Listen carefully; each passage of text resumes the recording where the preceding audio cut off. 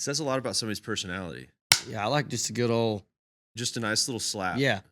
But nothing too aggressive, you know? You just like to... Just let her go. Well, you want to have your hand on it to know that you're in control. Yeah. But you don't want to be like... Yeah, I don't want to ride her down. No, yeah. No, you want to be respectful. Yeah, just want to let her do her thing. See, I don't trust the guy that just lets it fly. No. I mean, come on, dude. Purple eye in the canyon. That's where I long to be. So I guess that'd be my first music would be like a CD we burned and handed out.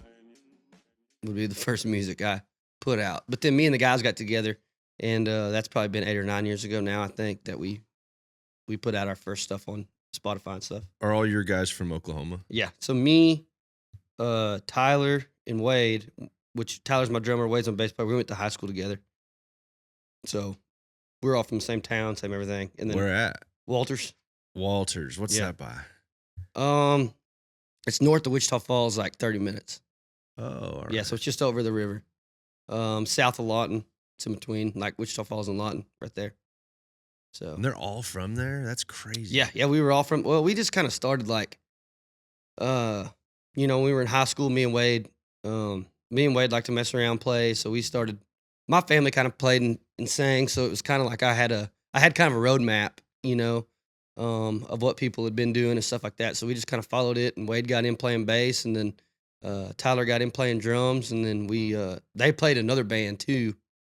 Once they kind of figured out what they were doing, or wanted to do as far as like bass and drums go, and then Travis, my guitar player, he played in another band with them. So they were like, "Hey, come over here, dude. It's way cooler." Oh. So then Travis is from up the road, 20 minutes. God, that's so rare. Yeah. I just never had that opportunity. I just didn't have enough people Right. around playing and stuff. Yeah. We just kind of threw it all together and went with it. And writing songs started then. Yeah. Yeah. Writing songs started probably, right in there. And so where's Sam from? Canny? He's from Midland. Oh, that's right. Yeah. Midland, Odessa. Well, then, so you didn't meet him until he like just moved up there. And I met him at Steamboat. Oh, okay. Yeah. And then he was saying like, "Hey man," because I didn't know Trio hardly at all. Like I'd heard a few of their tunes. This has been a long time ago. But anyway, I just heard a few of their tunes and stuff, and he asked me where I was from. So I was kind of telling him about it. Well, he came back up to me, and he was like, "Hey, I'm like, that's where I live." And I thought he was just being a dick, I'm like, "Okay, whatever, dude." I'm like, "Gosh, this guy, Well, come to find out, he wasn't lying. So then me and him just started hanging out, and ever since then we've been hanging out with the Trio boys. Yeah. Did y'all end up writing a lot? Yeah, we did. Yeah. We did, especially the, 2 on that EP. I think me and Sam wrote together, and then On the one that you just released? Yeah. Which ones? You Don't Love Me Anymore and Love Me Too. Which Love Me Too is kind of a when we put it out, stuff kind of started changing for us, Uh-huh. Everybody kind of started listening and like started actually having fans instead of just family show up to stuff. It was actually like people were listening to what we were doing, so that was cool. And then some of Sam's new stuff and things I wrote on, so it's been fun. Yeah. Yeah, what's the last song on that EP? The Signed something? Your Clown. Yeah, Sign Your Clown. Yeah, I really dig that one. Thanks, man. Yeah, it's Thank you. cool. Yeah, me and Wade wrote that. My sister and her boyfriend are always calling each other clowns. And I just think it's so weird they call each other clowns all the time. And so they got engaged or getting married, but I was like, I'm just going to write y'all one about this clown thing. You guys can't get over calling each other. Have y'all reached the point where you can't No. go hang, can't party where you play? No, absolutely not. Oh, really? I reach it with Sam because Sam, and I hang out with Sam all the time. Okay. So it's like when we go somewhere, there'll be people like bugging Sam. So I get to hang out with Sam when he does it. But no. Y'all have played a lot together. And we've played quite a few together, yeah. Yeah. Yeah. I wouldn't say, like, whenever... It's funny how much you guys have wrote together. I don't feel like you guys just play a ton together. We don't. We used to. Back, some of the rooms we were playing with Treaty, whenever we played with them, like, whenever we went out with them for a while and stuff, it was like 200 cap rooms and things like that. You know, like we played with them a long time ago. And then everything kind of started selling out and stuff. And we'd already been with them to like quite a few places. And so their management was like, hey, we don't want to bring like just the same opener every time we come through town, you know? So we call them our best friend band. How far out have you gone with them? We've been down to Louisiana and stuff. We've been up to Seattle, to California. We've kind of been all over the place. Yeah. So what was the story? Because Sam and I were talking about it on the pod I did with him about y'all playing. I can't remember where y'all were playing. We were in, we were in Baton Rouge whenever this happened, I think. We played the Texas Club. And Sam on the podcast, he said that we told everybody we were Treaty Oak. Okay. And we just got into the bar. To get into the bar? Yes. Okay. That's not exactly what happened. I text Sam about it when it happened because I was just like, hey, just so you know, like if you guys show up, you're already in here. So you can't come in now. You know, I was like, in case you guys decide to come over here, we're already Treaty Oak and we're already in here. So you can't pull that one. You have to say something else. But you didn't tell him you were Treaty Oak. To get in. So we were in a long line of people. And we had just played I think it was a Texas club we played or something. And anyway, so it was like super long, like 100 people long. And these dudes come up and they're like freaking out. And they're like, oh, dude, it's Treaty Oak, it's Treaty Oak, it's Treaty Oak. I didn't say anything. Like I just looked at him. And he was like, are y'all Treaty Oak? And I didn't say anything back to him. I just looked at him. And he goes, well, if you're Treaty Oak, you don't got to wait in line. And I just turned around and looked at everybody else and I was like, yep. I was like, we're Treaty Oak, dude. This is great. I can like, skip the line and I don't have to lie. I was like, yeah, just whatever. I was like, just take us up there. Yeah. So he takes us around. Everybody, the security guard, like, come over there. And it was a whole, like, acting like we were this huge deal. Well, we get in the bar, and the like, guy working the door is like, hey, you guys get out of the way. Treaty Oak's coming. Treaty Oak's coming. So we get in there, and like the whole bar thinks that we're Treaty Oak. Like, the entire bar is like, hey, man, you want a shot? You know, like, you want a beer? You want this? You want that? Like, the bartender's like, y'all don't have to wait in line here. Like, y'all can just come up here and get a drink whenever you want. Like, they were all going crazy. And I just told the guys, I'm like, just. Why was it so packed? Yeah, Shaq was playing. That's right. But Shaq was playing at the bar across the road. DJing. Yeah, DJing. He was DJing. So, like, as soon as the gig was over, we watched Treaty, and I was like, guys, we're not going to get to see Shaq DJ very many times in our life. I'm like, if we ever had a shot at it, it's now. I'm like, so let's go. So we took off over there trying to get in. The time we got there, the place that Shaq was at was like at capacity, and it was like 300 people at the door. So there was a bar across the road, and we were like, we'll just go over here, because if you get out on their back patio, you could kind of see Shaq, like see where he was at and here's whatever he was doing. But he wasn't even at that bar. He wasn't even at the bar we were going to, no. But you could see him, like, so this bar had like an inside, and like the outside went out, and it was across the street from the bar where Shaq was at outside. So it's like if you got in there, you could still see, like, through the fence, Shaq. So we went in there. So Sam never showed up at that place, right? Nobody showed up. None of Treaty Oaks people showed up. It was all us the whole time. So y'all just vibed the whole time?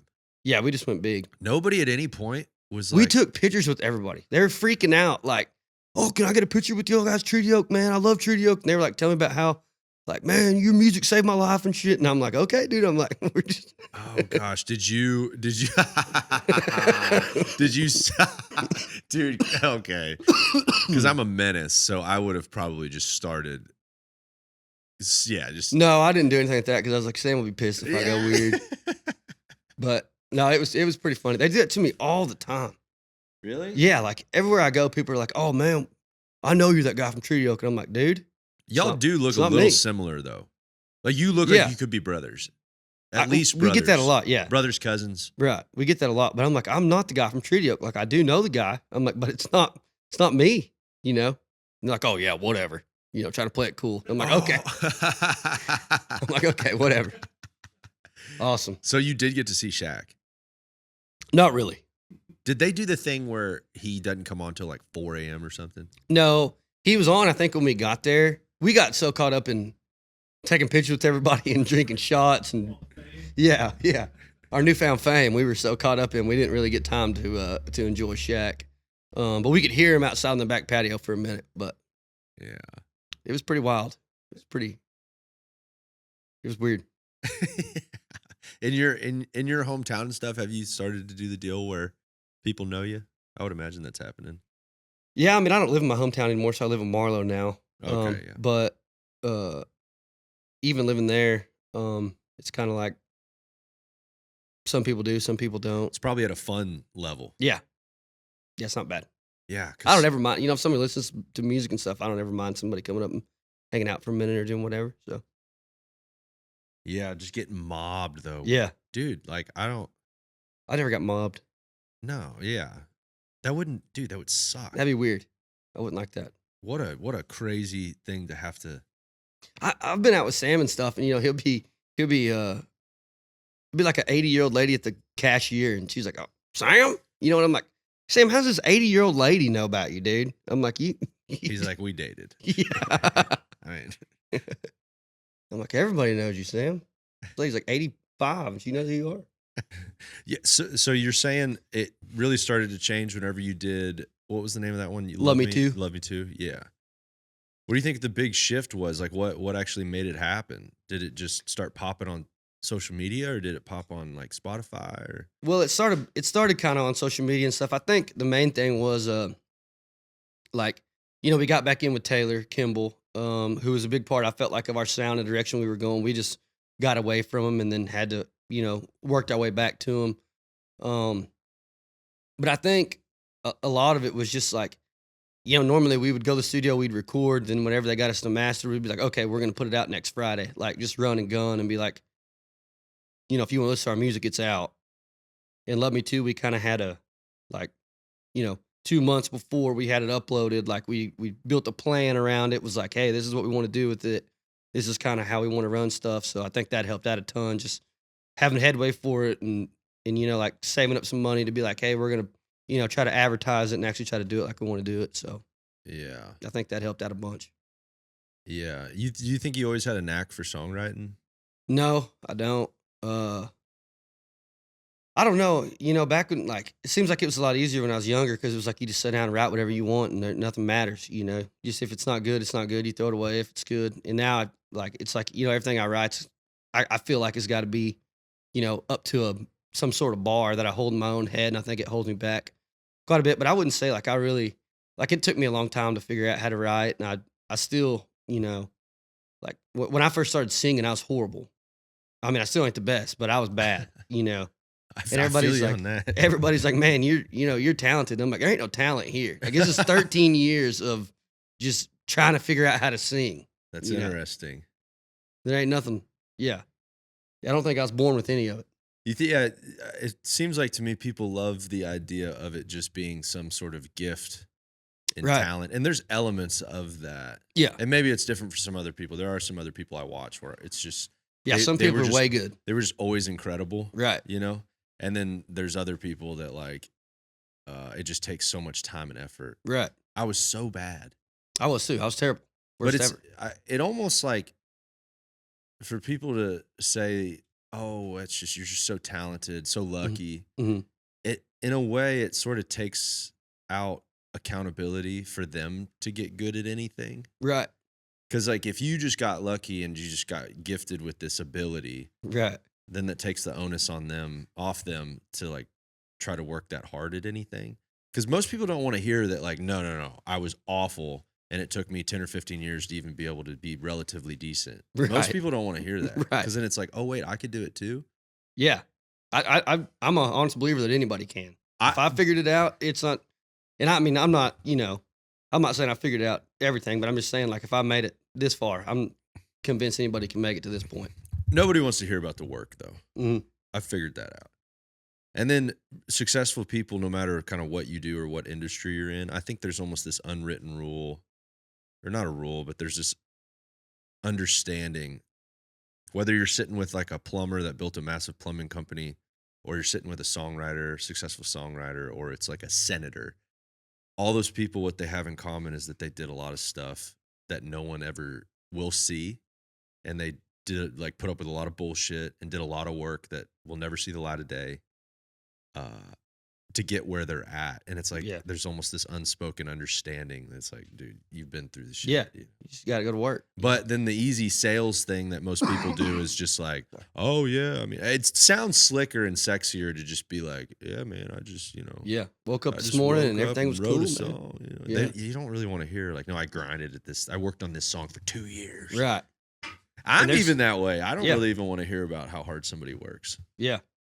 Well, I mean, it's just there is songs, and stuff that took us like, there's stuff that we worked on forever that's just like, no, it's not good. And there's some things that took us so long, like our band had passed what we were working on, Had passed. Yeah, like we'd start like an album or something, and it'd be like 2 or 3 songs that we're like, oh man, we're so excited about this. And then as we're trying to work on this project, like us all just playing together and stuff, we moved to where it's like song number 4 on the album, and we're like, oh man, we don't even like the first 3 anymore. Like that was, like we've already been working since then, like been playing since then, and it's like we've tried to do things different now. It's like different guitar tone, different this, different that, and it's like we don't even like these, so we throw them out and then keep going. And that's why, like, we've been around, like I said, for a long time, but we haven't released a ton of music, and a lot of it was just due to like that kind of stuff happening. Just like getting something done and just be like, no, we're not happy with it. Like we're gonna try again somewhere else. Yeah. What do you think the biggest difference is when you were younger, and you first started? What you thought was like a good song as opposed to now? How do you think that's changed? Yeah, I don't know.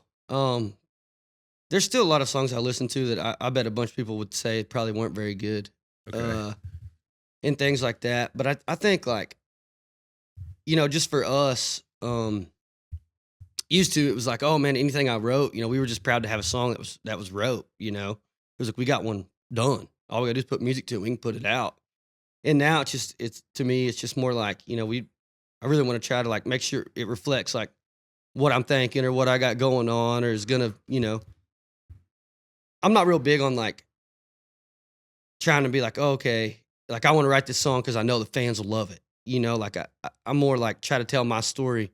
And if I can tell my story and make it where the fans love it, that'd be the goal, So it kind of gets mixed in there, but that's my definition of a good song now, is something that actually, something that I feel like to me is like, okay, this is true, this is cool, this is all this, and then when other people hear it, they're like, oh yeah, I can relate to this, Yeah, what I've So- noticed about your stuff and what I like is it's pretty like vibe oriented. hmm And there has to be some sort of like every song kind of just has like a bit of a sound to it, and they typically start with like a simple vibe that just puts you in an area rather than maybe traditionally like especially like the Nashville way of doing stuff.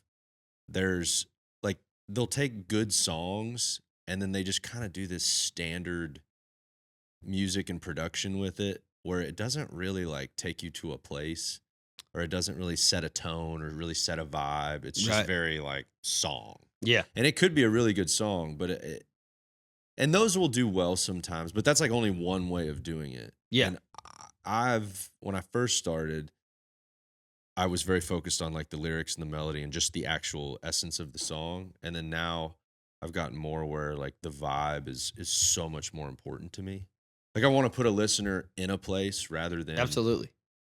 if that makes sense. Yeah, absolutely. That's and those like those are my favorite songs. Like I'll still go back and listen to like old Jason Aldean and stuff like that, just because like I remember whenever I heard it, like Okay, but this is interesting. Do you remember where you were when you heard it, or does that song take you to where they were when they made it? when takes me like to where I was when I heard it. Okay, Like, just- interesting. Is there any music that takes you to where they were when they made it? I don't know. Like the way it sounds? Yeah, maybe like some of Coe's old stuff and things like that. Like just thinking about like, them beating around the old scene and things like that. Some of that stuff in Ragweed, Uh-huh. I guess that would take me there. thinking about them at Wormy Dog and stuff like that. Yeah. Why do you think why do you think that those do that, but then the other ones don't? I don't know. I guess it's a Because like I've never listened to maybe like some of that. To me, there's a just say it, I guess, really simply, like there's like a polish that some music has that it sort of just it's so perfect and just like right in your face. It always meets me to just where I'm at when I'm listening to it. right. It sounds great and I can hear everything clearly. But then there's this rawness to some other music that it allows me to like almost enter to where like because you can hear the room they're in. You can Right. Yeah, you hear can some hear everything. right? Yeah. And it like takes me to where they were. Yeah, that's cool. And I've been fascinated about that Yeah, I haven't thought about that. for That's like the cool. last year or two. And I have a theory. I'd be curious what you think about this. I think the music that stands the test of time, truly test of time. Because like if you go back to stuff that was like recorded in the 60s, 70s, 80s, it's like why does that stuff still like just resonate and seem so popular? And people with every generation have connected with it. Mhm. And maybe it is because the music I could be completely wrong. Maybe that music is just maybe the best music meets you where you're at and Can like take you back. and can take you to where they were when they made it. Right. Maybe that is the actual best music. Maybe it's not one or the other. It might not be that like binary. But then some of the super polished music that seems to just kind of be of a time or I don't know. It's like even some of like the pop Nashville stuff, even some pop music. It's like you can't hear them playing it because they kind of weren't. Right. Absolutely. And I don't know if those ones like hold up over time. Yeah, that makes sense because there's like a lot of people who, like I'm talking about old like Jason Aldean. You weren't there whenever I had the feeling that I had whenever I seen it. You know what I mean? So it don't relate. But when I say like Ragweed's old stuff, you're like, oh yeah, I can totally see. You know what I mean? Like Yeah. them at the Wormy Dog. So yeah. Well, we both like when we're thinking about how that music makes us feel, we're both going to where they were. Right. That's So weird. it's almost like we can connect more over that rather than just like nostalgic music because we both have different experiences of when we first heard something. Absolutely. And there's like something to that. And There is, yeah. There is for and I sure. I can't never have ever- thought about that. Yeah, I can't ever like totally. And like, why do people always say when like an artist gets real big or whatever, and they're like, well, their music has changed. It like just doesn't resonate as much. Typically, it starts to get like overly kind of perfected in a way that it kind of takes out like the human element a little bit. Yeah. And then it just like sort of loses who they are. Yeah. Anyways, that's my theory. But it's like an endless thing to chase too. Because then Yeah, your ear gets better as you get better, and you want to hear it more perfect. Yeah. But it's like almost a trick. Well, you also like, the older you get, you may just want to kind of change things up, like keep going for a different something or other, different sound and things like that. So maybe that's where it all like Yeah, maybe. polishes up. I don't know. It's like an endless journey. I just can't quite figure it out. And my taste changes so much. That probably is the Same. most frustrating thing about myself. And mine, I never know what I'm going to do.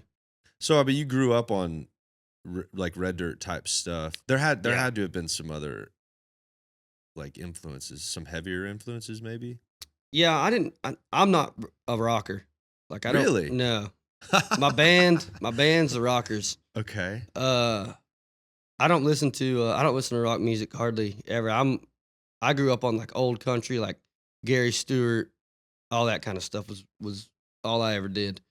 And then like, in high school and stuff, I got into, some of the bands that were around, Ragweed, Turnpike, that kind of stuff. So I'm sure they played, like that's an influence there. Just getting to watch all them at Denim and Diamonds and, being able to go down there and actually see the guys that were playing in the band and stuff was cool. So I think that's kind of there. But I mean, like the heaviest like influence I would say that I really have is like Mike McClure. Yeah. I just never have been a heavy guy. That's interesting. Yeah. Well, then where did a lot of your melodies and stuff though aren't like maybe traditional country sounding. Right. Which I think, like I was saying, like in the scene that I was coming up in, like, you got Ragweed and McClure and that kind of stuff. And they just kind of like opened a box mirror. I was like, you can just do whatever you want. You know what I mean? It's like you don't have to like I don't have to try to write a Gary Stewart song and then because Tyler, my drummer, he's like a metal guy. Like he wants to go, and it's like I don't have to try to write like a Gary Stewart song and then just let him play wild drums to it. Like we can meet in the middle here. So all my band, they're all they like rock, whatever, and I just never have got into it. You don't like it? I mean, I like it fine. Okay. If it's on the radio or something, yeah, I'll jam along or, AC/DC and stuff like that. Like I'm in. I just didn't grow up like, oh man, I found this AC/DC tape. I got to turn it on. So you didn't go through like any of the grunge punk sort of phase or anything? No, not really. Not really at all. I'm trying to think of who Skinner's always cool, but stuff like that was cool to me. But I never really even Skinner. I wasn't like, let's find it and turn it on all day and listen to it or hanging out and stuff. Like it was always just old country and old whatever else. Yeah. What do you think makes you gravitate more towards that? I don't know. I feel like one part of it was, I used to play an acoustic guitar on stage and we'd kind of go up there and do the old kind of have like a folky feel to it and stuff. And it was like everywhere we played, the crowd would just be bored. It's like they didn't care about what we were doing, So I was like, man, we gotta rock this thing up and make it where people come out and headbang a little bit and hang out. And so as soon as we started doing some stuff like that, people started showing up and I could tell like it was actually fun to play. It wasn't like just sitting there just for me anyway. I'm not saying that for everybody, but I'm saying like for me, just going out with an acoustic guitar and singing, I was like, man, I want to party, like I want to hang out. I want to have a good time and I want to, get wild. And I'm like, nobody's getting wild to me covering the damn quails, so I'm like, I got to get wild here. Yeah. So it was actually like what you want to perform live was just almost different than what you maybe enjoyed listening to. Yeah. That's interesting, isn't it? Yeah. And that wasn't a dig at the damn quails there. I was just saying nobody wants to hear me cover a bunch of stuff. Yeah. I absolutely get it. But your personality is you're a pretty energetic cat. Right? Yeah.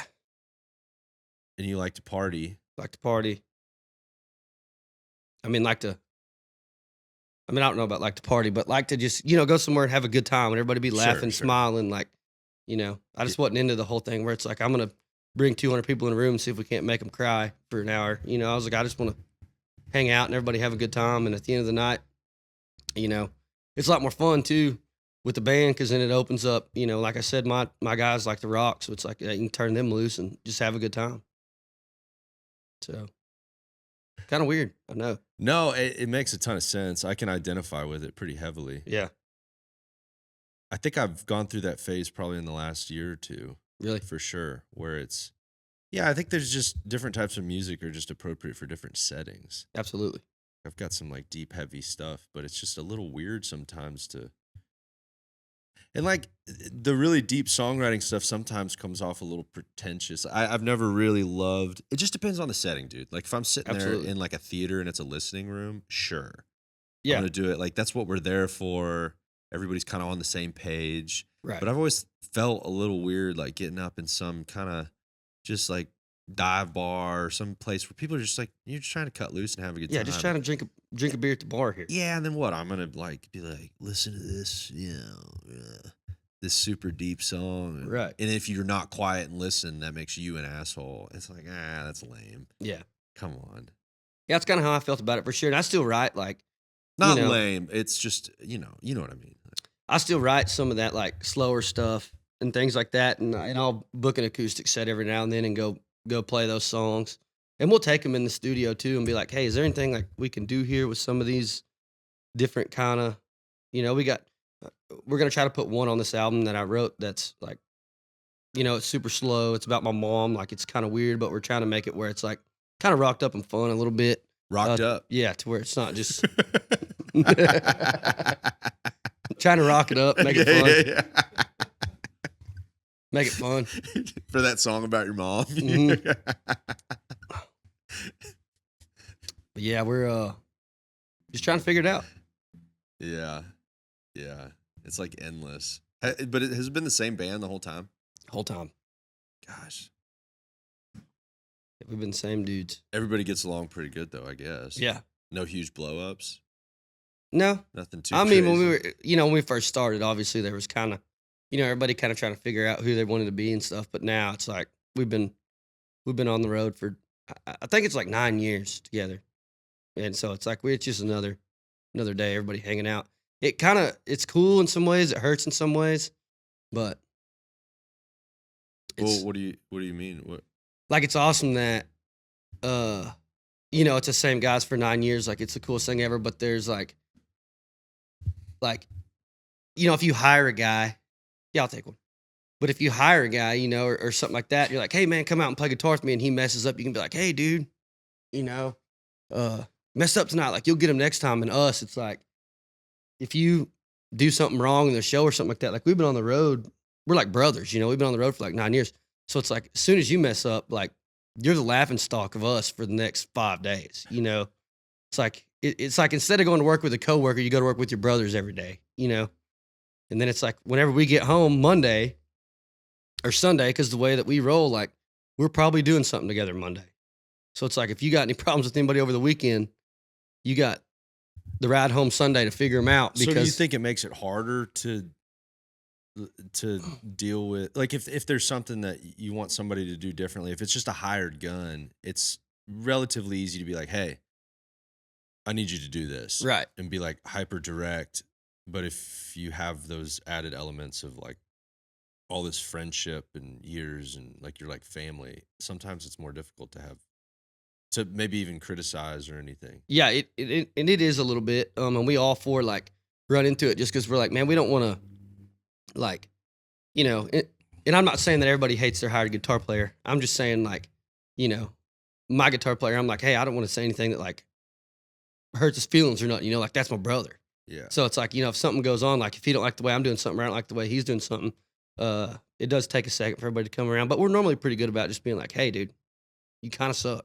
Like, Something super constructive though. Yeah. Like, hey, you suck. yeah. Hey, man, you kind of suck. I wish I you'd- can't, dude. I can't. wish you'd get better. I can't do passive aggressive. Passive aggressive is my freaking.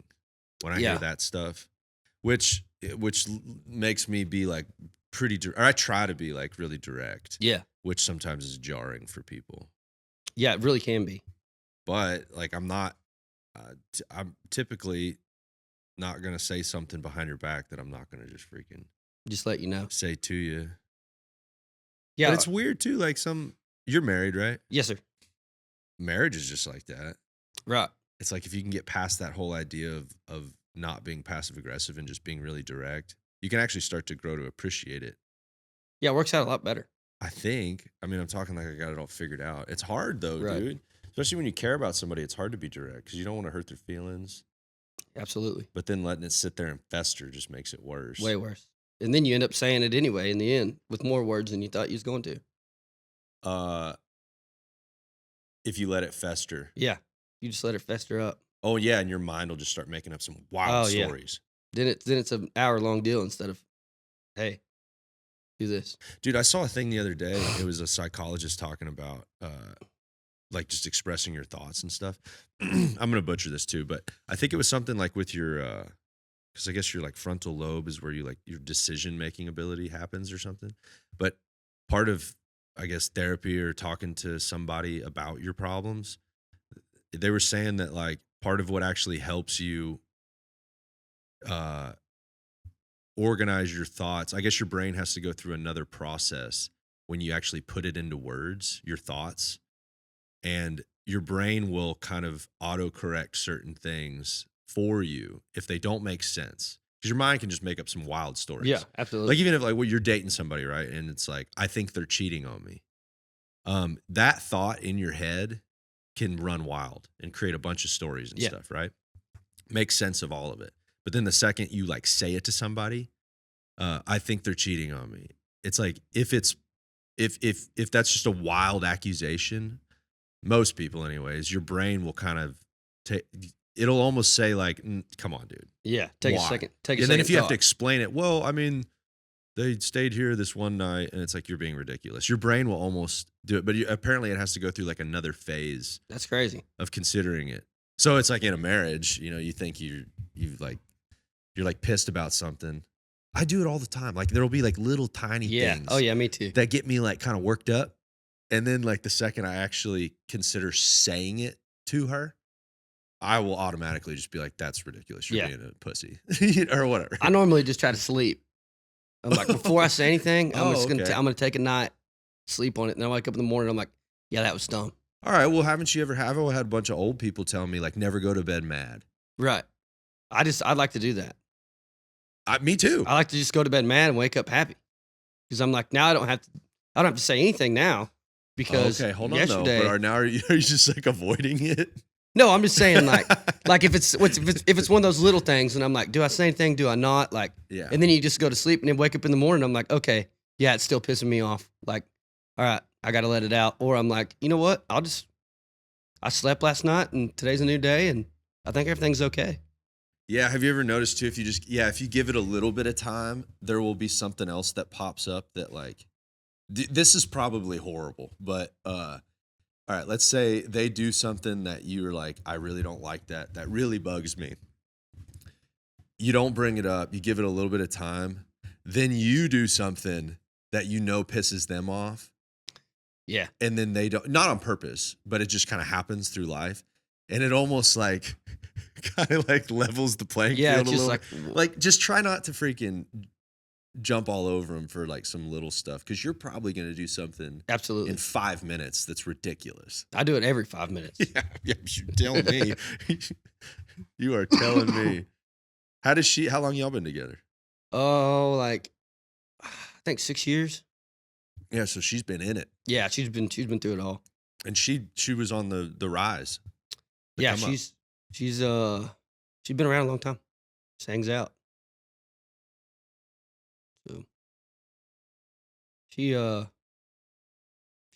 kind of got in, early on the band thing, and whenever we kind of first got together, I met her at a show. So she kind of knew what the band thing was about and stuff, and the more it's went on and stuff, she's always just been like, go with the flow. She'll make whatever happen that needs to happen, and she don't complain about it too much. She just carries on. It takes a special person. For sure. For sure. I will say, like, me and her are both built kind of the same way, where it's like, I love her to death. She loves me to death. After about 3 days at home together, if it's just me and her hanging out, like, we got to go. I got to go somewhere else. She's got to go somewhere else for a day. We'll meet back in the middle on day 4, So we can't just sit in her at the house, So she's got a little bit of an independent spirit to her. Yeah. Yeah.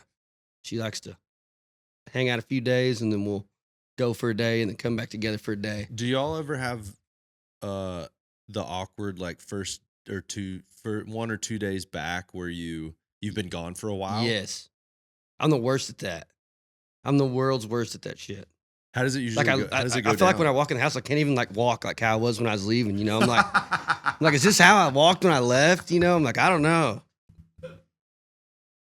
It's kind of like when you're like a kid and you come home at like midnight and you haven't been drinking, but your parents are like, have you been drinking? And then you just act drunk on accident, It's like, shit, I haven't drank anything, but Am I walking different? yeah. Yeah, That's funny if she would accuse you of that. yeah, that would be pretty weird. I hope she doesn't know. She probably will. And then you get more self-conscious. Yeah. How do you think you walk different? No, Like, I wasn't saying that specifically. I'm saying that specifically. No, this is fun. It's a fun idea. I like to think about how you thought you were walking, and then now, do you think it's like feet a little further apart, or do they get closer together? Yeah, maybe just kind of toeing together or something. Yeah, you get a little pigeon toe. Yeah, I on get a the little road. pigeon toe when I come home from the road. Yeah. It's better than getting duck footed on there. What's worse, becoming pigeon toed or duck footed? Duck footed seems more sure footed than pigeon. You think so? I mean, you're wider. Seems like So technically, the toes yeah, more stable. that's what I'm thinking. Pigeon seems like you could fall over forward. Yeah, those knees are just buckling on you. Yeah, Turn into the McDonald's arches on you. Yeah. That's not good. no, It'll collapse. fold up. Yeah, so you feel like you probably are getting a little pigeon toed. little road toe out there. Little road toe. But yeah, it's definitely that coming home is like, it's weird, especially when there's shit to do. You know, it's like, okay, you're gonna get here Sunday at noon, and then at 2 we're going to my mom's for dinner, and it's like, oh no. Oh, and you haven't even like reconnected yet. Yeah, like you just like get home for a second, you're like, hey, what's up? And you get in the car and you try to get over there, and it's just like, what the fuck is going on? Do you sense, does she get like almost a little like, you can't just like waltz right back into life and just we pick up, right? I get that sense with my wife where there's almost like hold on, give me a second to readjust to you just like walking back in here. No, she doesn't get that. Really? No, I walk in the door and she's just ready to go. Ready to pick her back up, bud. Funny. But it's a little jarring for you. Yeah. Okay.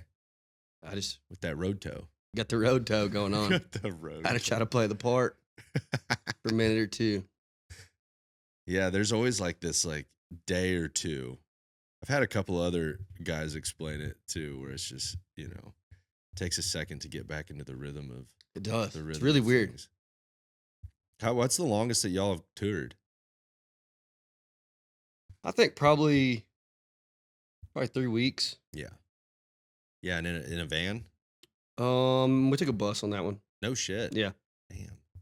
Yeah, we took a bus on that one. Well, that's different. We've been out in a van. I mean, we'll do like, 2 weeks, 2.5 weeks every now and then in a van, and stuff like that. But normally we've been taking the bus lately, so hopefully keep taking that. Yeah. Did you buy one? No. We just After leased one. taxes, what did you make last year? We just leased one. Our management company, they have one that they Who's your management company? A Mid-South talent.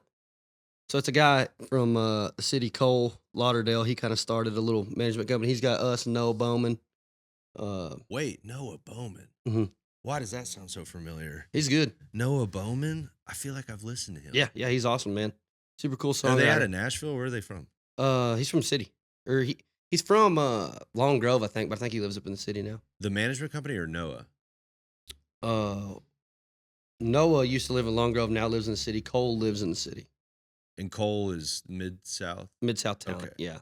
Noah Bowman. Why do I freaking know that? Yeah, so he's kind of like a boutique management agency. But they got a bus, and we rent it out around then, so That's pretty slick. not bad.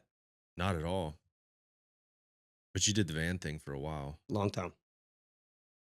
Way too long. Like passenger van, small thing? Yeah, we bought a church van off a church there in Walters. It was like, I think we paid $1,500 for it. I didn't even pay for it. I don't know who paid. I don't know which one of the boys bought it or what happened, but we took this thing everywhere for like 4 years.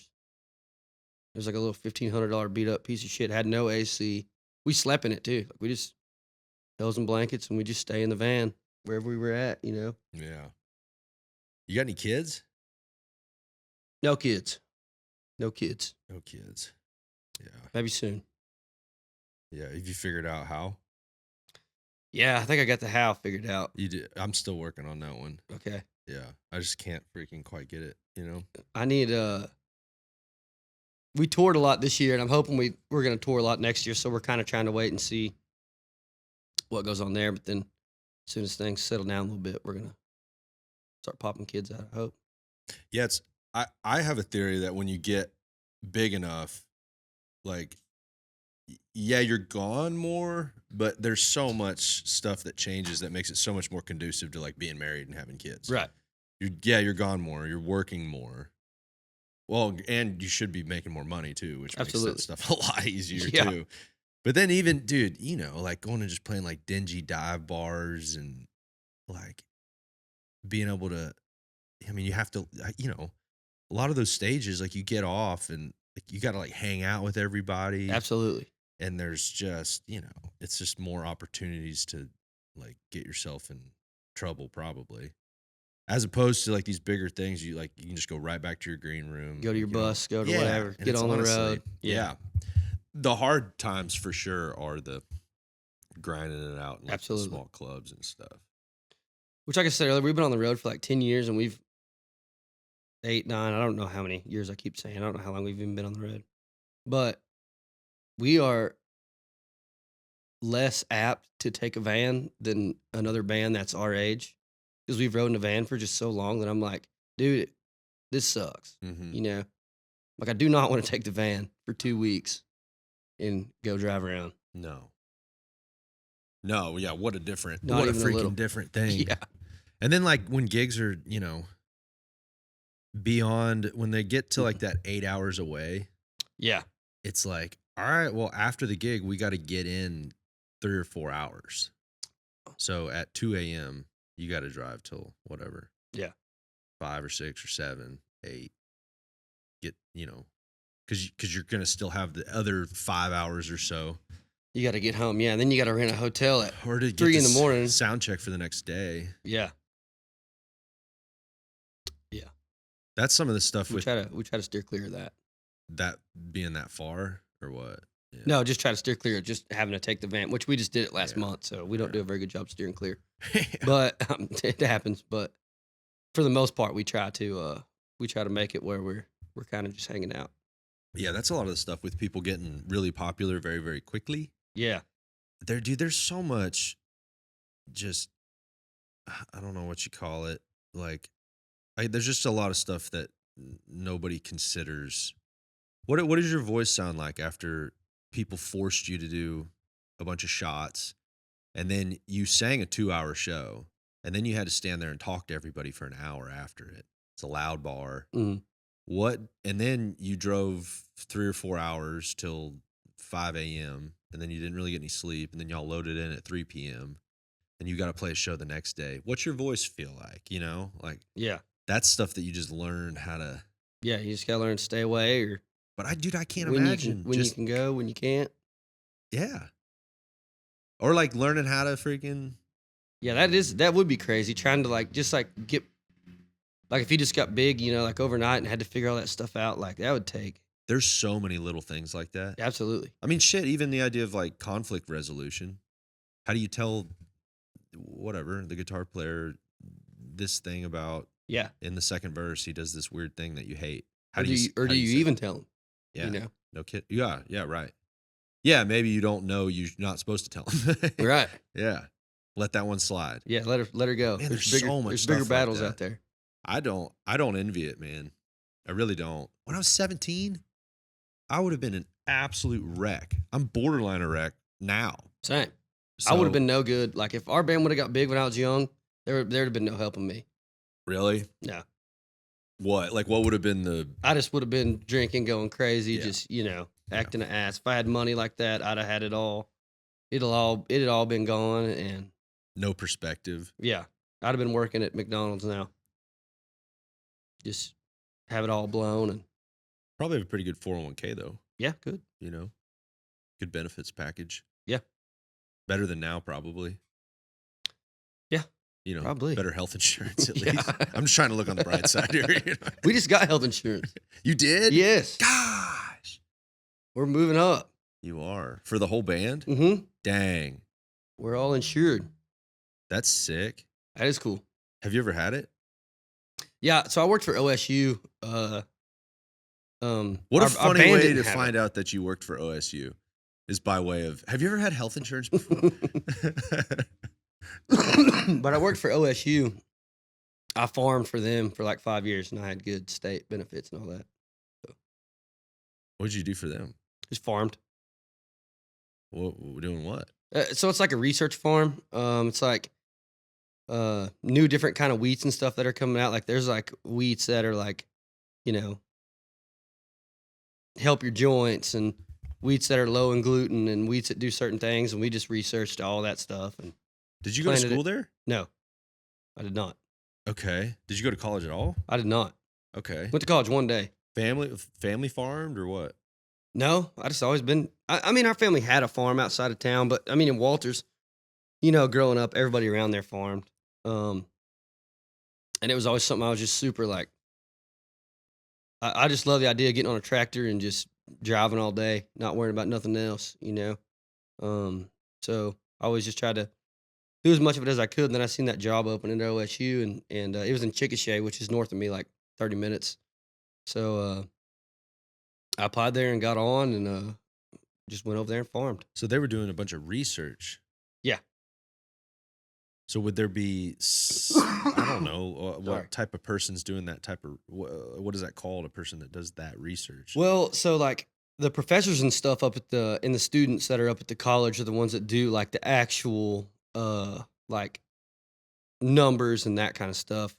I was just like the guy that would like be like, okay, we're gonna plant this field in the blue wheat, and then you go I'll go out there and set the planter up and plant and do that kind of stuff, which I had, there was 3 of us that worked there, so we just kind of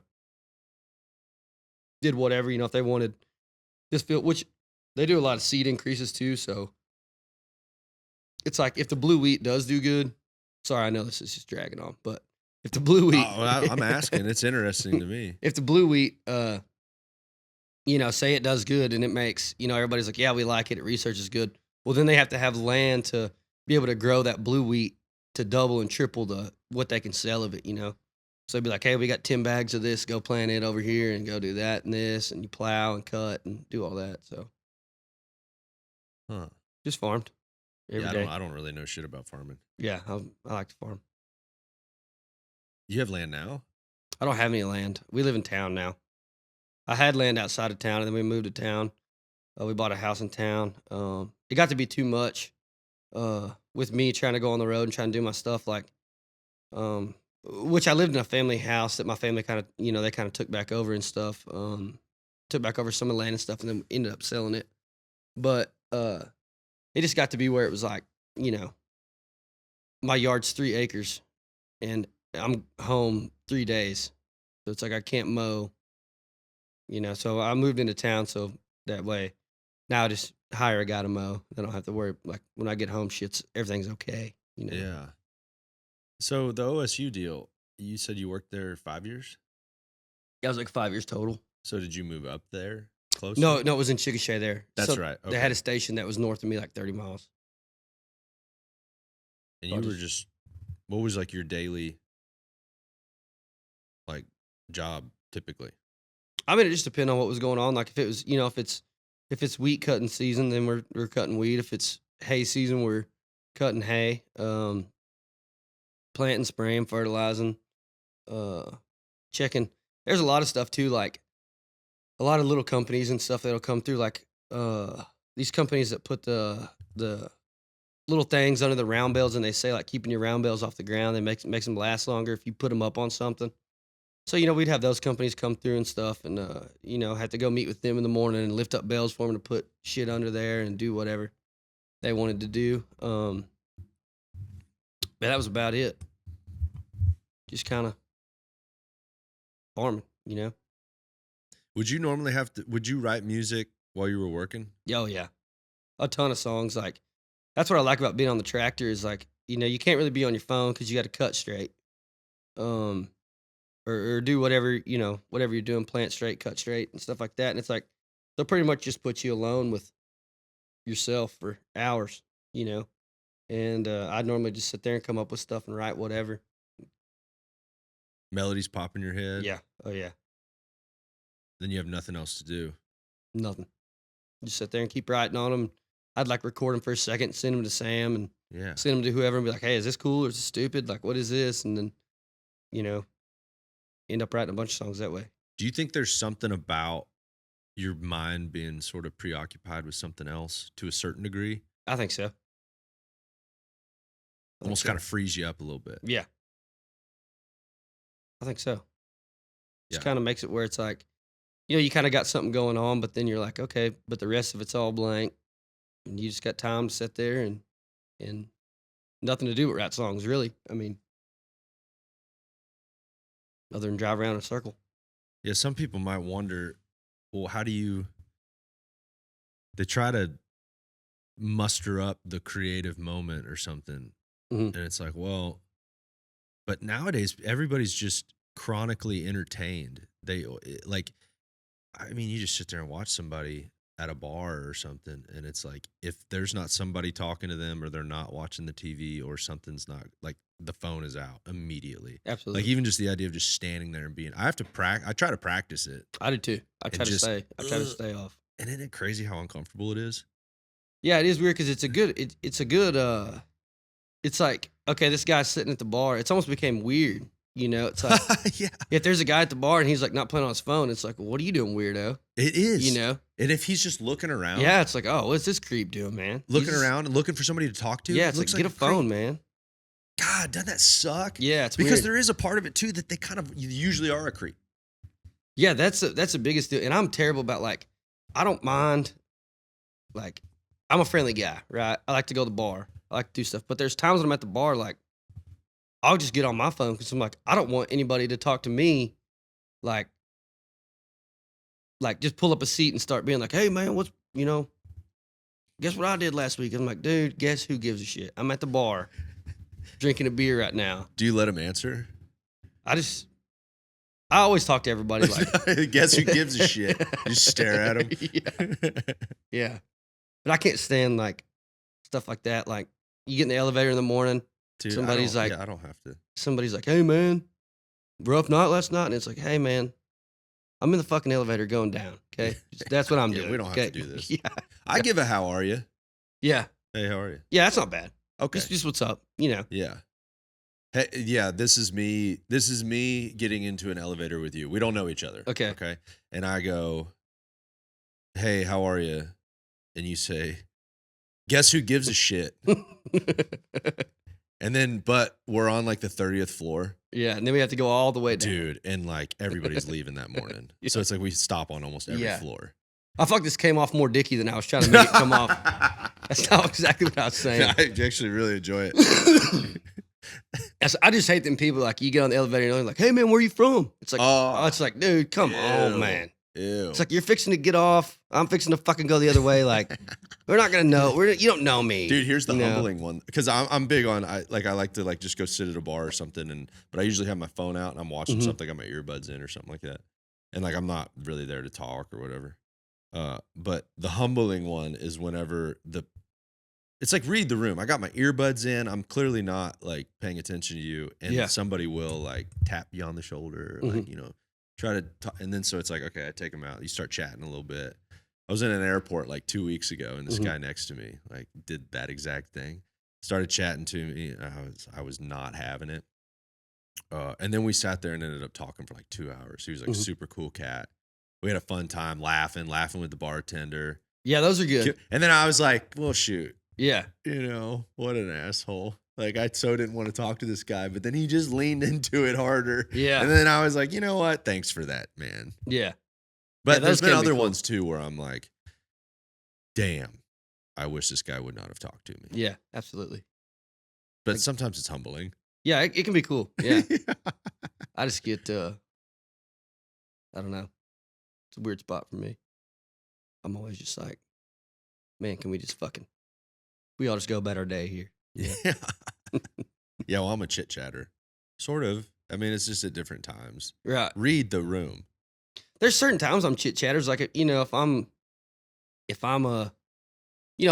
a big room and everybody's cool in there and I know everybody and stuff, and I'm like, oh man, I just want to go in here and have a good time and hang out, like drink a few beers and start chatting with people. Like, yeah, it's whatever.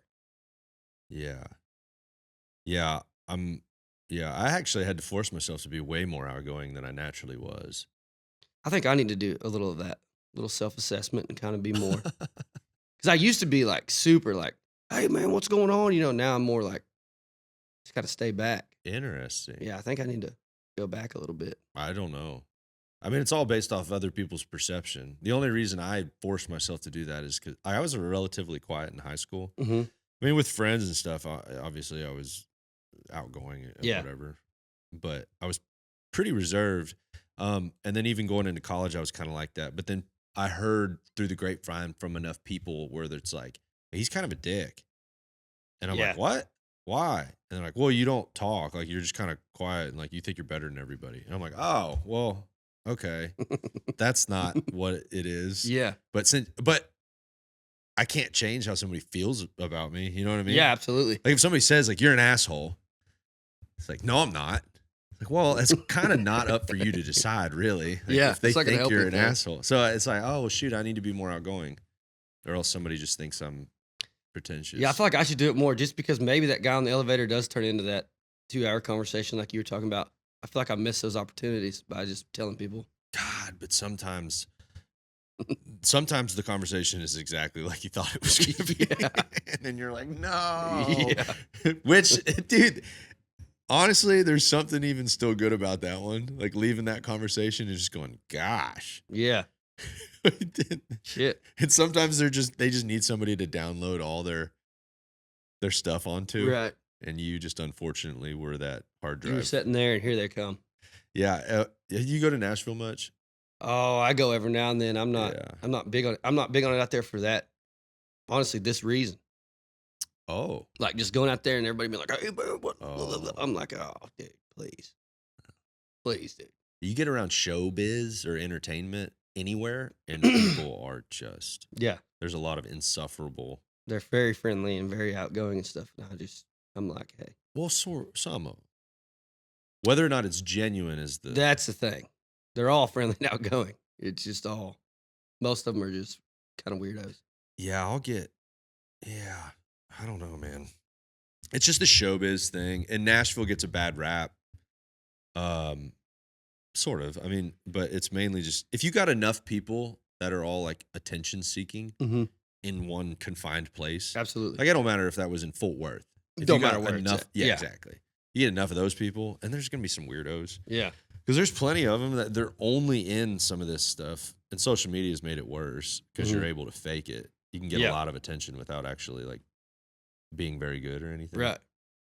And so you just get those attention-seeking type people and they're all on top of each other. And then you just thrust somebody like you in the middle of that, and you're like, oh. Yeah, it gets weird. I do think that, I went up to Nashville a few months ago and wrote and stuff, and I do love the way that like those guys wake up in the morning and they're ready to write and ready to go. That's something that I don't have. Like, it's like we got a Tuesday write, a Wednesday write, and a Thursday write, and it's like I don't have the wake up every morning and write gene. Like I respect. Well, you could probably force yourself to do it. Right. Yeah. That's true. But I'm like, I respect the hustle of everybody getting up in the morning and Definitely. everybody's ready to go to work. Like that's what you got to do. I love it because it'll just like, I can totally, I mean, my mind gets completely consumed by music and writing Right. while I'm there. And it's literally just day after day. Yeah. And then at some point, like I can't even turn it off. Like I'm just like making dinner that night and it's just incessant. Yeah. Right. And so I can see how you can, if I was, but I can't live there. Like I can't, my daily existence can't be that. Right. Because I just completely become obsessed with it. Yeah. I do love that going out there does that though. 'Cause Yeah.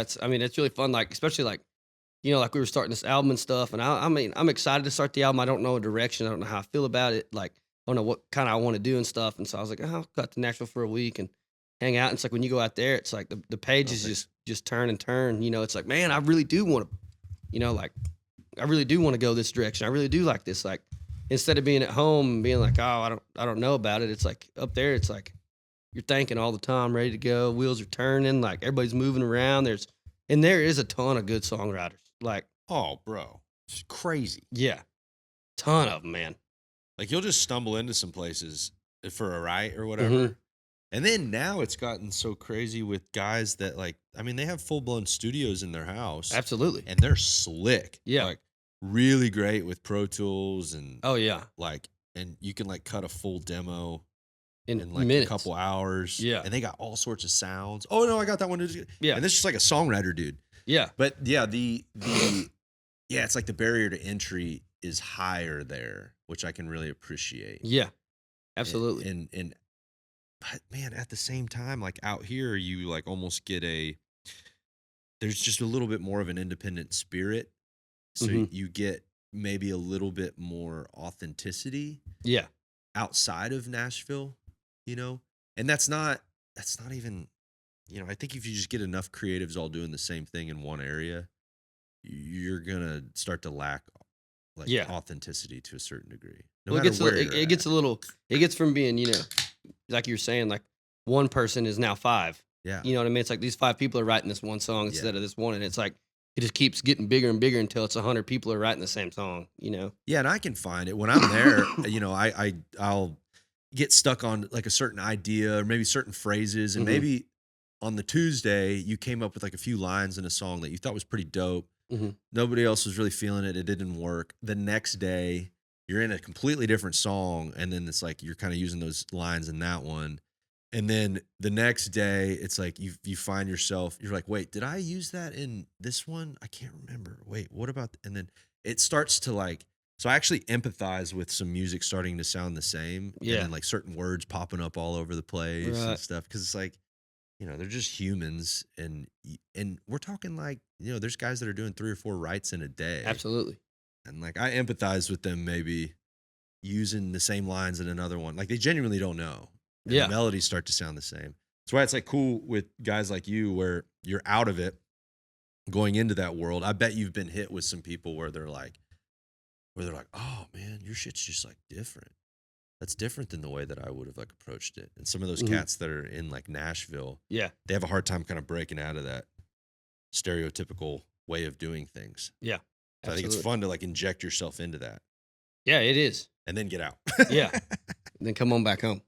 I do wish there was more of like a central hub in Texas or Oklahoma where it was like from like a networking standpoint, from a just creative standpoint, there was more of like a like a location where it's like, Yeah, that this would is- be cool.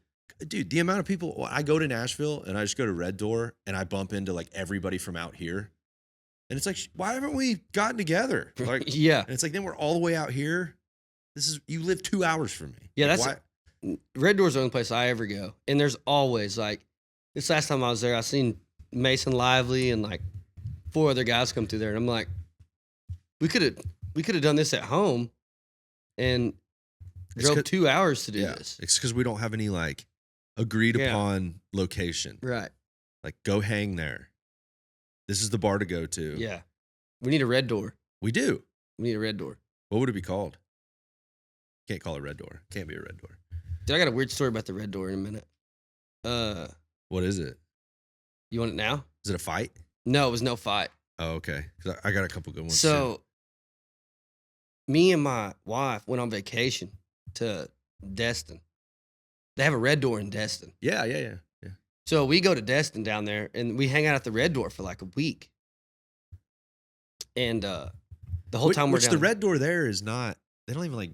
It's not the same. it's not the same at all, but it's Yeah. on the beach. It's kind of Yeah. open. It's pretty cool. So Yeah. this last time I was in Nashville, these people walk in, and I'm like, holy shit. I was like, I know these people. I didn't know from where, but I was like, I know these people that are here. So they walk in, they give me a hug, like everything's cool. And I'm like, holy shit. I'm like, I know I've seen these people before. And I like couldn't figure out what was going on. So I'm like texting my wife. I'm like, hey, I'm seeing 2 people here that like I know I've seen before. I'm like, I'm not putting them together. I'm like, here's what they look like trying to get her to be like, yeah, it's this, it's these people or whatever. Well, it turns out they're having the Red Doors like 10th or 100th or whatever it was anniversary of being the Red Door, and it was the bartenders from Destin, Whoa. and they flew to Nashville, and I guess they recognized me from like being at Destin, and anyway, they came in there, and I was like, it was so weird because like I didn't make an impact at the Red Door in Destin. You know what I mean? Like I may have said 2 words to these people, and like they just like walked in here like they knew, like I was their friend for life. You know? Yeah, but you spent every day there. We went by there every day. Oh, okay. You know what I mean? Like we had stuff we were doing and stuff. It just like it was Shows like, you how my brain works. it was just so crazy because I was like, In my head, you were there from open to close every day in no, Destin. no, but it was just so crazy to me. I'm like, these people, how many people do they see come through there a year? Yeah. And these people just like remembered me.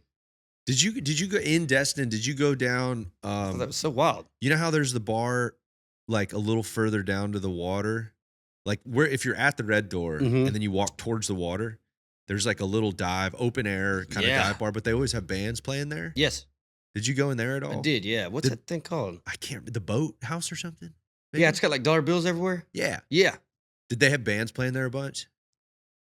They had one band. Okay. I think we caught. Yeah. Yeah, one band, I think. Okay. It was interesting because we just went like a month ago, I think, Yeah. and we went there pretty much every night to just, and they had like, it was music, the popularity of certain types of music. It like always starts in the indie underground world, Mm-hmm.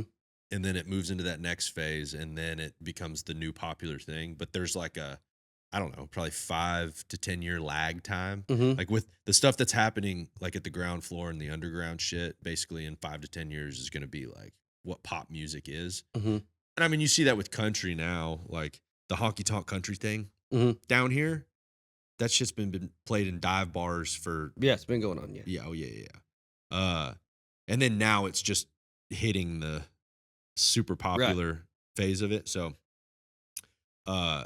anyways, that boathouse place, it was like every night they had these like indie grunge rock type bands, which was interesting because that's my theory is that type of rock and roll with more of like a vintage throwback vibe to it, guitar driven. I think that's gonna be the next popular thing.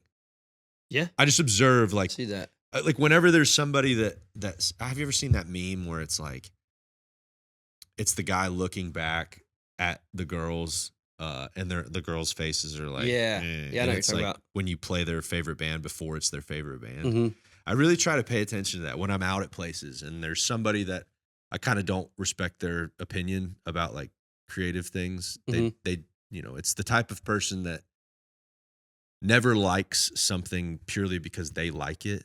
They only like it when everybody else likes it, if that makes sense. I try to talk to those types of people and try to get a pulse on like, so what are you into right now? And it's typically some thing that I know 10 years ago they would have hated, right? Absolutely. I try to find out what they hate now. Like, were you into this type of stuff? Oh, no, that's weird. That's lame. I'm like, oh, okay. So in 5 to 10 years, that's going to be the hot thing. Yeah, that makes You know sense. what I mean? Yeah. It's like almost the opposite. Yeah, you can just run the cycle. Yeah. Yeah, in a way. Obviously, you can't like perfectly do that. Yeah. That makes sense though. It's almost the same. There's a like a well-known investor that I was like reading his book or whatever. This guy named Peter Lynch, and he had this theory called it's just like the cocktail napkin theory. And he said he'd like go to parties and he'd like he'd try to find the dumbest people at the party, the people he respected the least, Mm-hmm. and he would ask him opinions about certain stocks or like investment ideas. And then, if they would say like, oh, this is hot, like you should really buy this, he would go and like short the stock. He'd find the dumbest person to do the opposite of what they're basically doing. It was like a whole chapter in his book. That's wild. Yeah, crazy. And he like made a lot of money doing it. And it wasn't that sophisticated. No, that's not. So that goes back to your, the guy in the airport that you don't want to talk to. You might get some good info from Yeah. him, Yeah. Yeah, missing all the combos that are you can backside of the napkin combos. Yeah. Yeah, my last airport one, the guy he led off with, because he saw my hat, Mhm. and then he led off with, I used to be a bull rider. And I was Oh, like, no. oh, here we go. Oh no. Here we go. You been around that world much, rodeo or anything? Yeah, my grandpa rodeoed and stuff, and him and my uncle, they rodeoed quite a bit growing up. They team roped, so Oh, cool. I was around that. And, Yeah. You didn't really get into it? no, I mean I roped with them, just whatever, appease them, but I wasn't really too good. Yeah, I didn't really catch you. No, Yeah. not really. I ain't a big horse guy. Don't really like being around 'em. Just spooky. It's their sneaky feet. Yeah, they're just kind of Not- weird me Not out. to be trusted. Yeah, And who makes that kind of commitment to a shoe? yeah, it's that commitment to a shoe is pretty next level. That's all. You ever seen Arthur with Russell Brand? Mm-mm. Oh, dude. Yeah. That's like a legendary movie. I'm fixing to go ride a horse hunting. See how that Oh, goes. like elk hunting? No, we're going. So I got a buddy who just owns a big ranch, down in Quanah, and anyway, we're just gonna go ride horses over there and like just tent camp and hunt whatever we can hunt. Take all the thermals and stuff, pig hunt, and Yeah, sick. whatever. Yeah. We just go do that. So Yeah. I think we're riding horses. I don't know what we're doing. Yeah. Yeah, that'd be badass. I really want to do the like packing in with mules or something. Yeah, it'd be cool. I'm not the big. I don't like love hunting. See, like I'm on the other end of that one Yeah. where it's like the rodeo stuff. I love. I didn't get to do it growing up, but I fell in love with it later. But then hunting, I don't know. Like I'll take a deer. I love the food. That's what gets me jazzed up. Absolutely. I'm a big food man. I'm a huge food man. Really? Favorite? What's your favorite? For steak. Oh, for yeah. Yeah. You like to cook steak? Yeah, dude. I cook every night I'm home. I'm cooking, dude. What's your how do you cook it? Just turn her up, S&P, Okay. fire it up, On a S&P. salt and pepper. Oh, okay. I'm not hip enough. Your so do you sear a steak or you cook it on the grill? I sear it on the grill. I got like the cast iron grates that I can put on my grill. Is it like flat or it has the No, it's got the grooves in it. Oh, it does. Yeah, and it's cast iron, so it's like Mm. it's not cast iron. What am I saying? It's I don't know what it is. Maybe like some sort of cast aluminum type deal. But anyway, so it's like if your grill's at 500 degrees, this grate is like at like 800. So you can I put it down there, get the cross marks. Like, Oh, you like the cross oh marks. yeah, I'm a cross mark man. But you don't like a full sear. I do That's- like I like that's- a full sear. That's my only pushback on the grooves. I'll eat. There ain't a whole lot of steak I won't eat. Well, yeah. I mean, I'll go. Yeah. I love a good full sear. I just don't have It's just the. that crust, dude. I just don't have. I mean, I could guess I could flip that over and sear it if I ever wanted to.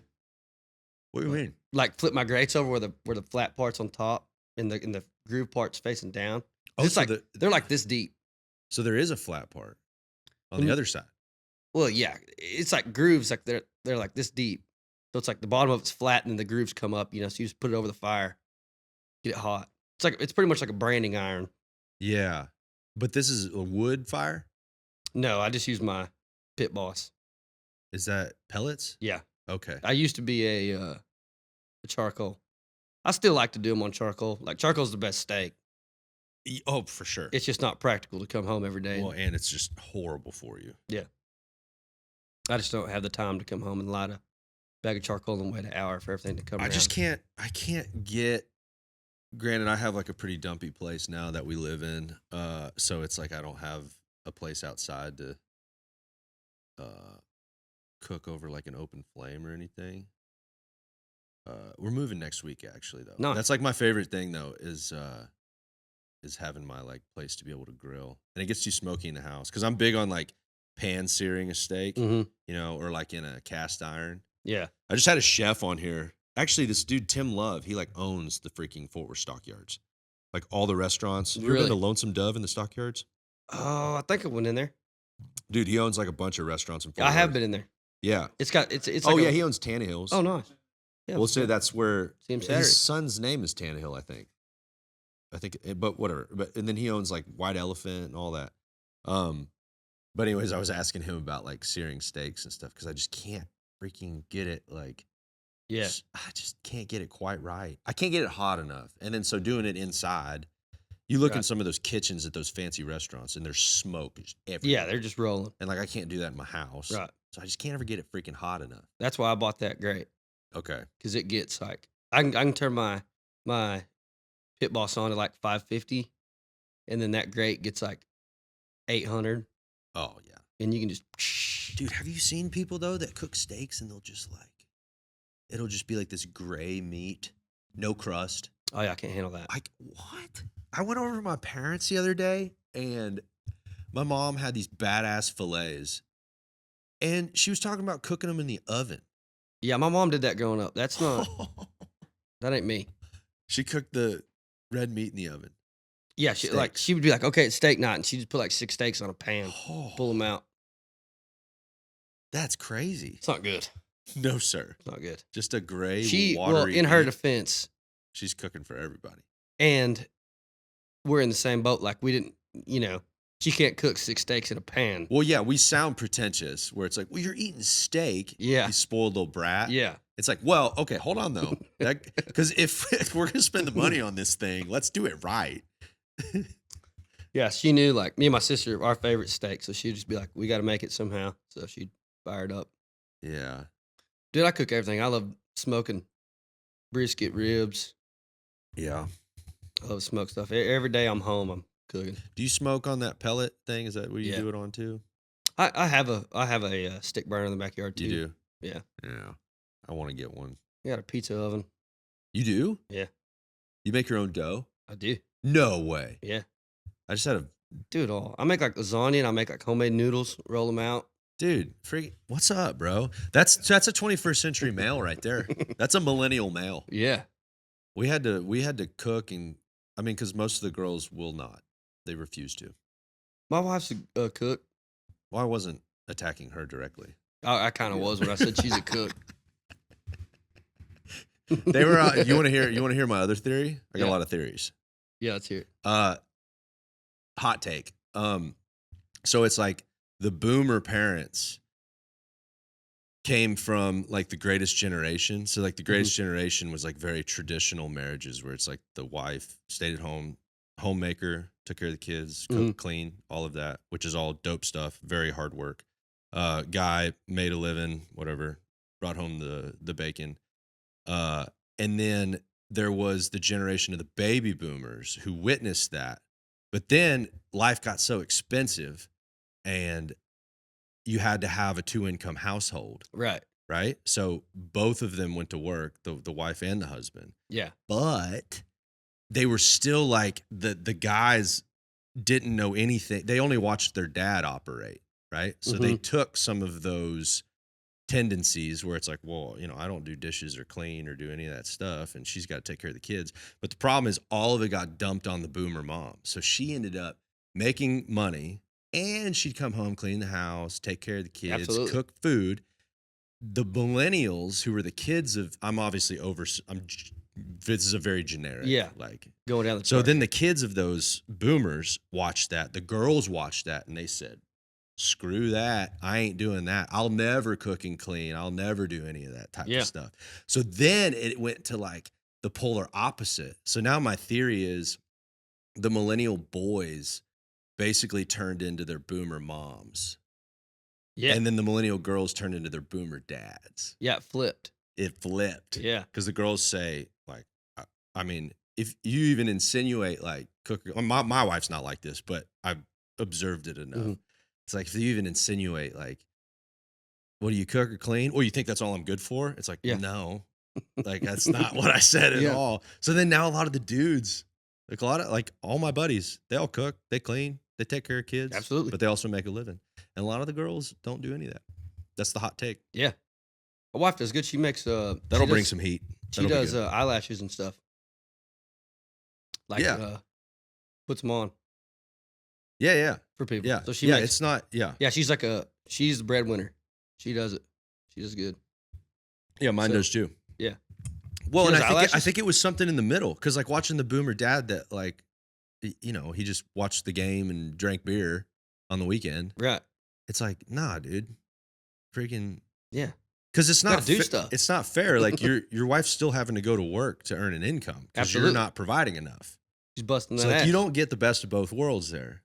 So No. actually, I mean, I get it where the daughters saw that and said, screw that, I ain't putting up with that garbage. Yeah. And then now we get to, you know. Which, like I said, I love to cook. So me and my wife work out perfect because she likes to clean. Well, I don't know if she likes to clean. She cleans.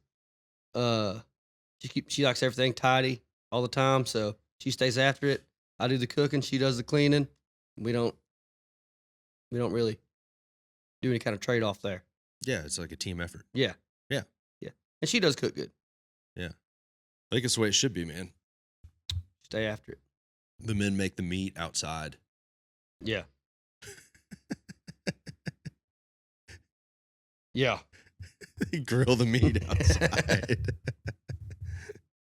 So what's your number one goal right now? What are you focusing on? Man, trying to get this full out. We haven't had a full length album out. Ever. So trying to get a full length album out that we're proud of is definitely my number one goal. Being able to go try to, I mean, we don't know what it even feels like to have like a full length album out, but I imagine it's just having those songs that are in the set and stuff like that where we can uh be able to not have to. I think we play like one cover in our 90 right now, and one of our big goals is like don't play any covers. Okay. Like in a 90.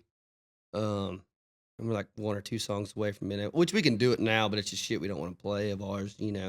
Having 90 minutes worth of songs we're proud of and being able to go put on a show and having some ideas and stuff behind a full length album, I think could be pretty cool. Yeah. That's crazy that already you're only playing one cover. Yeah. It's not crazy. That's cool. How did you like arrive on forcing that's hard to do. On Forcing yourself to like really not play any covers. Because even now you're only playing one, which is. Well, I don't know. It just turned into the thing where it was like, man, we just really want to show up. Like, I'm like, man, we're recording these songs. Like, we're putting them out. Like, I don't really think it's in our best interest to go play somebody else's song. Like, at least if we're gonna go, let's try to play our own music. And if we lose them, we lose them. But I think that people will. It takes a little bit more setting up and stuff. It takes a little bit more like, hey, this is a song I wrote about this. You know what I mean? It's a little more talking than just being able to, just fire back to back and stuff like that. But I think we've kind of worked our way into it to where it's like, kind of give you a little bit of it. We played in Montana like 2 weeks ago, and that was our first time up there. And I feel like there it kind of missed. It was like, we should have played some covers tonight, probably. Interesting. But at the same time, it was like they came to a show, and the people that there was probably 5 people there that knew who we were. And those 5 people came up. They're like, "Man, thank you so much for playing all your tunes." It's like because that's why they were there, right? That's interesting. Because if you didn't play all yours, you could have lost them, right? And those are the 5 like that you build on. Yeah, that we'd rather have. So I didn't do that early on. I was like, I played a lot of my stuff, but I would still just get like, because like you can feel like you're losing a crowd, which sucks. Oh, absolutely. You can feel like that's how that Montana deal was, and like we got our set kind of packed where it's like the end of the set is the songs that have came out recently, like everybody heard, and we try to start putting some stuff in there earlier. And by everybody, it's not that many people. I'm just saying, like if you've heard of our band, like that may be the song you heard. And it's like there's a lot of people who just have to sit through the whole set for 90 minutes, and they're like, we just want to hear this one song like that we heard, and it's like we walk off and then come back and do it. It's like we make them just wait. It's like the very last second for it. Just trying to keep people. But even during that, it's like halfway through the set, I feel bad. I'm like, maybe I should play you guys something you've heard before. I'm like, I don't know. But that's an interesting type of person that will know the one song, buy the ticket, like make the effort to go. Right. Stand there and just stare at you and have a terrible time. I mean, I don't necessarily think they have a terrible time. It's just no. I'm being. It's just how I look at it. Like looking out, I'm like, man, I just wish I like. Yeah, but a little bit of the blank stare. Yeah. Oh, right? absolutely. I mean, it's like I just wish I had more songs you knew so I could help you out here, but I can't. But it is interesting to go through all that effort and be so into that one song, and then be kind of so uninterested in. I mean, you're showing up. It's going to be like a full show, right? You're not going to only play that song like 30 times. Yeah. And they start yelling at song 2. Yeah. That's the best. You show up and it's song 2, they're yelling like your biggest song. And it's like, we're going to play it. Yeah. Like we can't leave here without playing the song. What's the good response to that? I don't ever respond. I'm just like, oh my gosh. Sometimes I'll make fun of them and stuff, or the phone comes out with the song on it. Yeah, that's my favorite. Well, hey, at least the song that they're holding up on the phone is yours. Absolutely. Right? Yeah, no, it's not like Feathered Indians or something. Yeah. Yeah, it's awesome. I mean, that song With or Without Me that we put out, it's like people come out of the woodworks, like as far as like not saying like gauge wise, but I'm saying like from where we were to now with that song is like there'll be people show up everywhere just wanting to hear that song, you know. Yeah. It's a wild thing, man. It's a wild industry. Y'all are doing it right though. We're trying. I think for what it's worth. I mean, I dig it. I'm a fan of Well, it. thank you. Yeah, I'm definitely a fan of it. So, are y'all playing a bunch coming up this fall or going into the new year?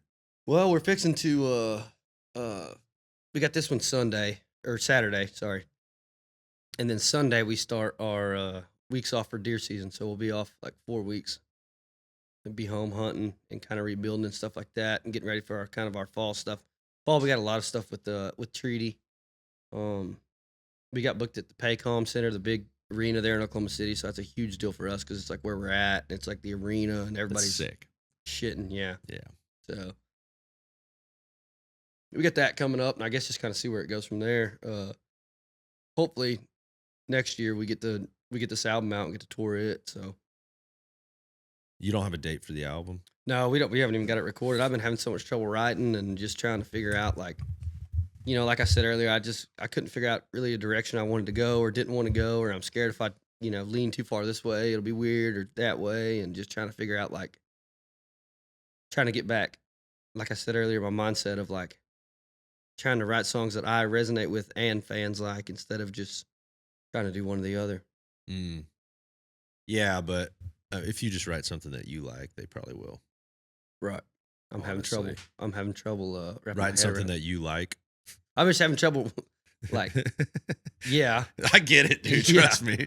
Yeah, I'm not a huge fan of myself. to yeah, I'm be having honest. trouble writing something that I like, and also like just like when I write it, I'm having trouble believing like anybody else would, So even if I write Well, do something, you believe it? I mean sometimes, Okay.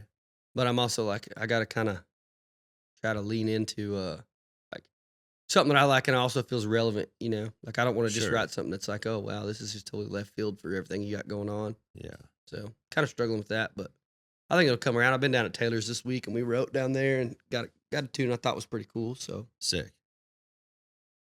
just chipping away at it. Yeah, well, that's pretty honest for you to say. Most Yeah. people would not want to acknowledge that they're struggling with it. Yeah, it don't bother me none. Well, and it's one thing to just be able to write something that, like, it's having both of those where you feel like it's relevant, but then also really, really resonates with you, yourself Mhm. personally. It's not like you're in a spot that obviously you could write something that might do well, Mm. right? But then if you got to play that every single night, and if it's not authentic to yourself, that's where getting both of those things, gosh, dude, Yeah, that's what I'm saying. That's so what I'm. hard. That's what I'm having trouble with. Just writing like Yeah, stuff that hits both points. yeah. So I think I'll get it. It just take me some time and stuff like that, figuring out what I Yeah. want to do. Yeah, for sure, dude. Yeah, you got it. You got the freaking goods. Yeah. Yeah. Well, I'm a fan, dude. Thanks for doing this. Absolutely, man. Thank you. Yeah, hell yeah. Drink some beer. We gotta go pee now. I got to piss bad. Yeah, let's do it. Not together. All right, Thanks see for y'all. having me, dude. Yeah, man, for sure. Sing the sweet melody.